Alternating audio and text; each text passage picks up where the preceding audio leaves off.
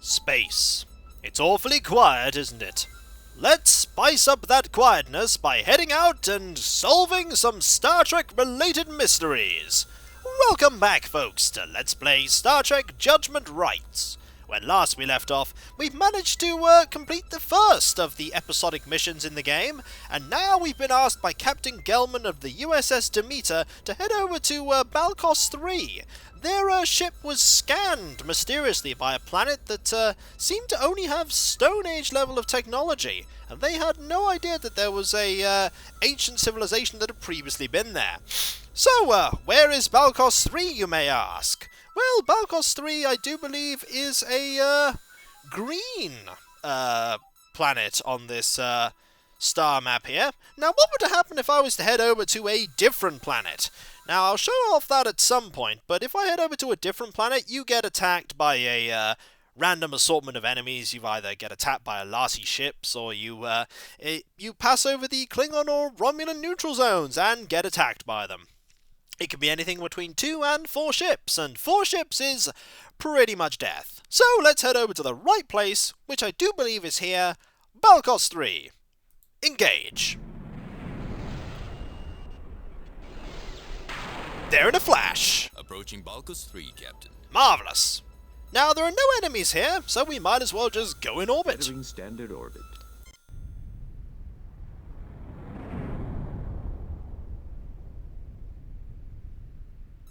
There we go. We are now in orbit. Let's talk to Spock. I have the coordinates for the power source the Demeter detected. Marvelous. I think the only thing that we need to do now is just beam down. By pressing the B button, you beam down to the planet. Spock, come with me. Scotty, you have the con, Lieutenant. Ask Dr. McCoy to meet us in the transporter room. He's going to be really happy to hear that. Yes, Captain? He's not going to be happy at all. No red shirt again. We've got to be careful down here.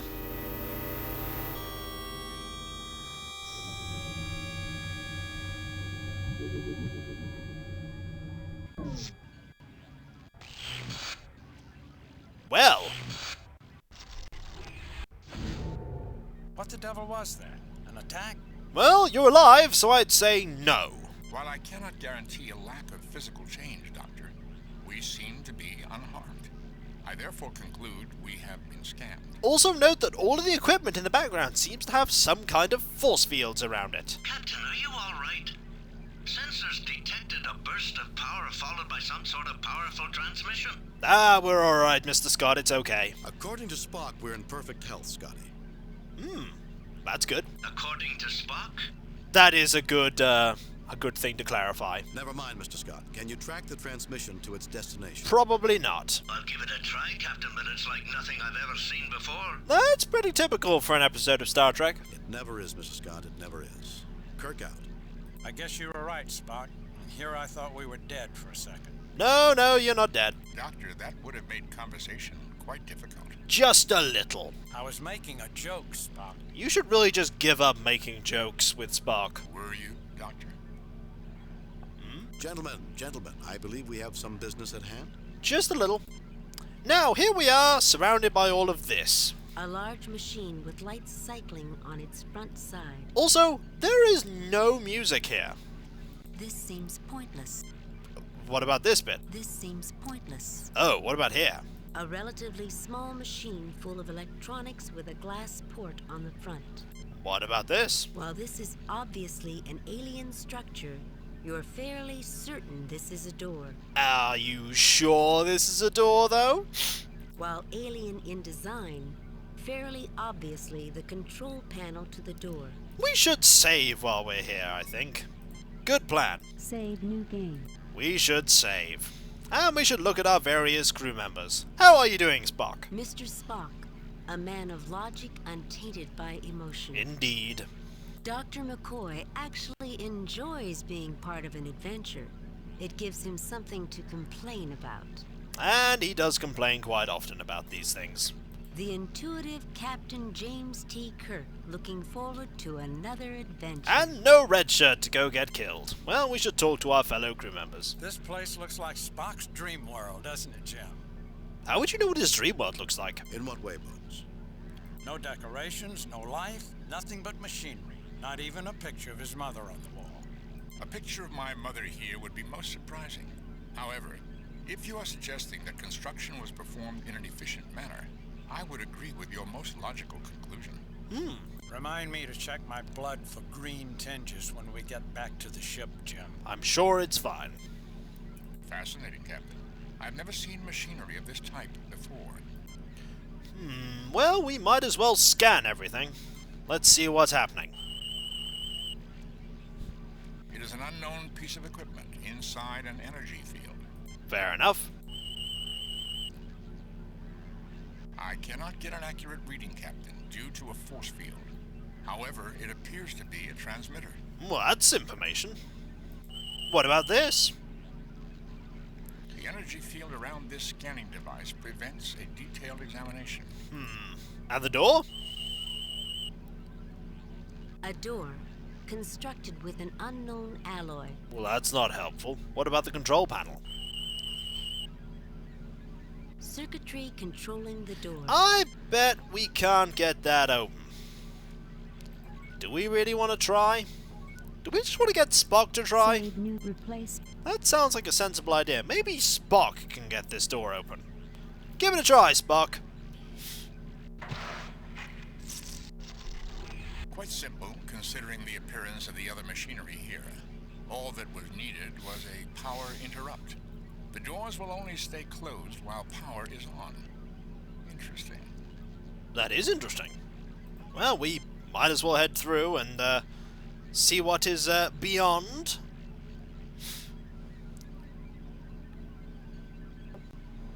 Let's see what's going on. Well, doors are all shut. And another one of these strange force fields. This seems pointless. What about looking at our crew members? Seeing nothing but machines, McCoy is feeling somewhat out of place. Not surprised there. Spock is feeling invigorated by these surroundings. Well, let's talk to Spock first then. I was examining that computer, Captain. Very interesting. The computer has an exceedingly large display screen. There are several conclusions. Go on. What conclusions, Spock? 1. The individuals for whom this equipment was built have substandard vision. 2. The users have quite long arms or manipulative extremities and have to work a considerable distance away from the console and screen. 3. The large screen and lack of anything else in the room could mean it was expected that more than one individual would be viewing the display. That's a lot to assess. Machines. Machines everywhere, and not a body to fix. You're probably secretly happy when you have nobody to actually tend to. Well, there's a few things we could look at here, like for instance scanning this. The energy field is blocking any tricorder readings of the machinery inside. What about the screen? A large view screen, Captain. No power is being fed to it at this time. Well, I suppose we could have a look around. Notice each of these has a red bit above them? What does that mean? A red lens that reminds you of the red alert alarm. I guess some things are almost universal. Yeah, maybe they are. What about this? A large cone hangs overhead. Colored cables run in and out of it. Can we get you to scan that, Spock? What's that got? Captain, this appears to be a distributive optic node. Oh, If you say so, Mr. Spock. I have no idea what it means either. Anything else to examine here? We got hit with a power surge. It's interfering with sensors and we might have some trouble locking onto you. Well, that's not good. Well, if we intend on taking our shore leave with the rest of the crew, we'd better find out what's causing that power surge. That is probably a good idea. We have a number of doors we could pick to go through. My tricorder detects nothing unusual. I suggest using Dr. McCoy's tricorder instead. Oh, sorry, I didn't mean to actually do that. Let's open this door. Why not? Work from the far left and work our way along. We might find something useful. Nobody opens one door at a time. So we might as well go through. Ooh. What is this room? This seems pointless. Oh, what about this? A recharging station. For what? A three-dimensional version of the X's from the floor hang from the ceiling. Oh. A series of expanding X's laying one atop the other is etched into the floor. That doesn't mean anything to me, but it might mean something to Spock. Spock ponders the design of the machine. I ponder the design of the machines. They look certainly peculiar. Dr. McCoy feels quite out of place here. Why did he want to come here again? Oh yeah, he didn't know this was going to happen. An interesting place, Captain. There seems to be a reason for it beyond the obvious. What is the obvious? What is the obvious, Spock? Why don't you tell us? I have to get the name of the interior decorator. Why? Well, let's start scanning things, I guess. Captain, with the energy shield up, I will not be able to get valid tricorder readings.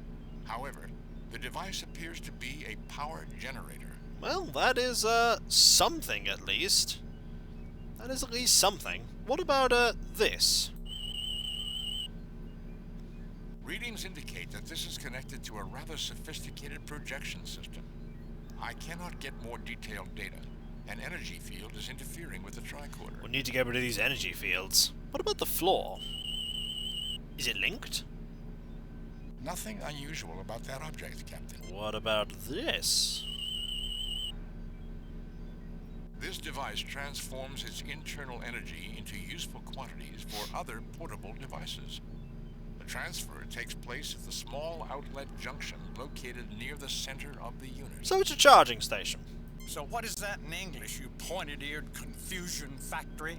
Whoa, whoa, McCoy, calm down. It's a charging station. In English, it remains exactly as I said. However, for those unskilled in the language, this is a battery charger. For once, why can't you just come up with a simple explanation first? Because he's half Vulcan? It's not always necessary, Doctor.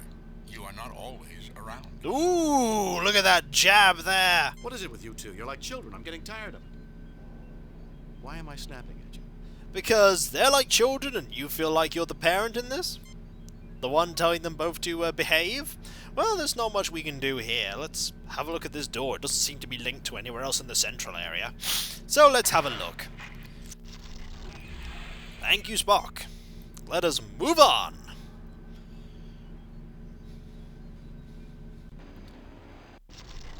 Ooh, stuff. Now this room looks like a room that we can use. Another unknown alien machine. I think all these machines are pretty much unknown. A small starburst pattern adorns the ceiling. It is a replica of the one on the floor. I'm seeing a trend there with that. The device is rhythmically dropping rectangular cards into its storage bin. We probably want some of those. Essentially an on-off control device. Useful. This cube contains a significant amount of circuitry. Potentially useful. An optical bridge cable. Probably useful. A component interface card. Let's get all of those Spock, things. what kind of interface is this? Have a look. A bridge unit for use between function control and display circuitry, Captain. It could be helpful to have. Then let's have it. What about this one? No effect. Well, we can't take it. Spock, what do you make of these? Well, Spock will tell us. This appears to be a set of interface cables. Always handy. What about this? Spock, any idea what this box is? Kirk has no idea what any of these things is. He just relies on Spock to tell him everything about them. And McCoy's just standing there. Cube contains control circuitry. I suggest we keep it. Good plan. And what about this? Spock, is that a switch? Yep. It is. Yes, a fairly simple switching device, Captain. And we probably want whatever's in here. But first, let's scan everything. Scan everything! With the tricorder. Captain, the tricorder readings indicate there are small devices in that container. The devices are related in some way to energy fields. It would take a closer examination to be certain. What about this? A high-pressure device for joining two objects. What about this that I totally forgot? I didn't even notice that. The tricorder shows this to be a touch-sensitive display module. Well, let's get it. Spock, what do you make of the screen? It's a touch-sensitive display monitor. Spock just literally told you. The This is a computer display module, Captain. Well, let's get it. Also, can we get something in here? Might be handy. Captain, these items appear to be configured to produce a small energy field of some sort. They do not appear to be powered at this time. Why don't you see what you can do with them, Spock? Good question. That would seem to be a logical thing to do. I will take enough for all of us. Great plan. Great plan. However, we need to, wait, hang on. These are sort of devices that need charge? We found something in the left that actually, gets charged, don't we? We actually have something that, gets charged. This cube contains a significant amount of circuitry. Hang on, we have, let's have a look at our inventory. So we've picked up... A small grey badge. We need a few of those. We also have a few other things. We have an on-off switch, this module. Why don't we, basically go back into... Oh yeah, we need to use Spock, that's why. Spock gets us into everywhere here. We need to do... Well, we need to basically use Spock here, or else we can't get anywhere. Can't get anywhere. Also, before we go anywhere, let's use the tricorder on the thing on the ceiling. It's probably not going to say anything. Fascinating, Captain. Yet another grouping of shapes. Note the one on the floor, and the side of the manufacturing unit. I do not understand their significance yet, but the builders seem to have some obsession with identifying each room with a symbol and placing it repeatedly within each room. I actually haven't talked to the people in this room yet, so let's talk. I hate this place, Jim. Too many machines. You prefer to deal with people that are alive rather than made of machine. You would not have liked the Borg. At all. Every room appears to have a central theme. Whoever built this complex has a very compartmentalized mind. Well, let's move on. We have various things that we could charge here. I mean, we have, what? We have, these we could put in here? The card alone cannot take a charge, Captain. It requires a battery. Do we have a battery? Don't we have... No, I don't think that's necessary. Don't we have this? Won't that work? Captain, that would destroy the entire unit. I would strongly recommend against trying to charge that piece of equipment. Oh, hang on. We have one item, though. Was it this? Captain, applying a charge of the magnitude the recharger applies would damage the readout unit. We're missing something. We have cables, we have a monitor, we have an on-off switch. Using that... Essentially, an on-off control device. We seem to be missing a battery. Was there a battery in there that we didn't actually, grab? Maybe there was one that we didn't grab. I mean, there's nothing in here. Is there anything in here that we need to get? No effect. No. I think we missed something. Ah, weren't there two bins? There were two bins in there. There wasn't just one. There was a second one. We didn't look in the second one. There was one to the right and one to the left. There was this one too. There was this one too that we didn't look in. Let's have a look in this one. A bin containing very small discs. Yeah, these look like batteries. There are still several batteries in the bin, Captain. I thought there were batteries. My mind was remembering that I needed to get batteries. We should get some batteries. The bin contains small plastic discs, Captain. The plastic is essentially inert in this form. However, if placed under pressure, it will become a superconductor capable of storing significant energy compared to its size. It will break down over time. That is why it is commonly stored in this state. But we'll take some. Probably should hang on to it, don't you think? Indeed. A logical choice. Very logical. There we go. There we go. We have what we need. And so, with that, we shall get Spock to take us into this room here, because we need to go make some things. Yeah, we need to do a little bit of trial and error in this place, but basically we're making something that we're going to charge with batteries that will have some form of effect. It's all about experimentation. All about experimentation here. So, when we come back, folks, we shall do some more experimentation. Save, new, replace. We shall figure out some puzzles, and maybe McCoy might actually have something to do. Maybe he won't. In fact, he's probably not likely to. Maybe. So, I'll catch you next time, folks. And I'll see you then. Later. You know, if this was actually an episode of the show, there would have been at least one alien that tried to beat up Scotty at this point. Poor Scotty was always beaten up. That role was basically taken by Worf in The Next Generation, so, I suppose, at least it gave Scotty something to do. Later.